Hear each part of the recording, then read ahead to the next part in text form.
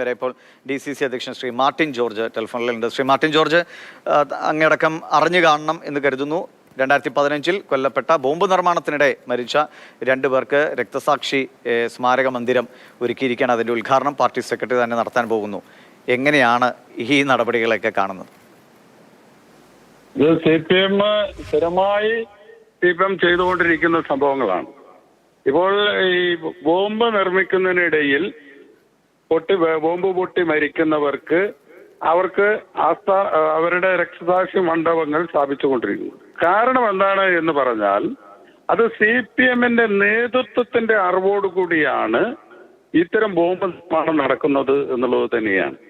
അതുകൊണ്ട് CPM നേതൃത്വം പറഞ്ഞ് ബോംബ് നിർമ്മിക്കുമ്പോൾ അതിന്റെ ഇടയിൽ ബോംബ് പൊട്ടി മരിക്കപ്പെട്ടാൽ അതിന്റെ ഉത്തരവാദിത്വം CPMന്റെ നേതൃത്വത്തിന് തന്നെയാണ്. അതുകൊണ്ടാണ് ഇത്തരം സ്തൂപങ്ങൾ ഇവിടെ, ഇത്തരം രക്തസാക്ഷി മണ്ഡപങ്ങൾ ഇവിടെ സ്ഥാപിക്കപ്പെടുന്നത്. ഇപ്പോൾ കഴിഞ്ഞ ദിവസം പാനൂരിൽ ബോംബ് നിർമ്മിക്കുമ്പോൾ ഉണ്ടായ ഒരാൾ മരിച്ചു. ആ മരിച്ചപ്പോൾ അദ്ദേഹം CPM അല്ല, അദ്ദേഹം DYFI അല്ല. DYFI ഞങ്ങളുടെ പോഷക സംഘടനയല്ല.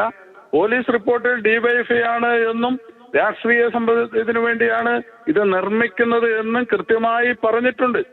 അപ്പോൾ പറയുന്നത് DYFI അല്ല. ഇനി ആ DYFI CPMന്റെ പോഷക സംഘടനയല്ല എന്ന് പറഞ്ഞ് തടിതപ്പുന്നു. അവർക്കും ഈ പറഞ്ഞ കുറച്ച് വർഷം കഴിയുമ്പോൾ, അല്ലെങ്കിൽ 3-4 മാസം കഴിയുമ്പോൾ അവർക്കും ഇതേ രീതിയിൽ തന്നെ സ്മാരകങ്ങൾ നിർമ്മിക്കപ്പെടും എന്ന കാര്യത്തിൽ തർക്കമില്ല. ഇത് CPM എപ്പോഴും പറയുന്ന ഒരു സിദ്ധാന്തമാണ്. കൊല ചെയ്തതിന് ശേഷം അല്ലെങ്കിൽ ഇത്തരത്തിൽ ബോംബ് പൊട്ടിയതിനു ശേഷം ഞങ്ങളല്ല എന്ന് സ്ഥാപിക്കാൻ വേണ്ടി CPM എപ്പോഴും ശ്രമിച്ചിട്ടുണ്ട്. അതോടൊപ്പം തന്നെ അത്തരക്കാരെ, ആ ക്രിമിനലുകളെ എപ്പോഴും CPM രക്ഷപ്പെടുത്തിയിട്ടുണ്ട്.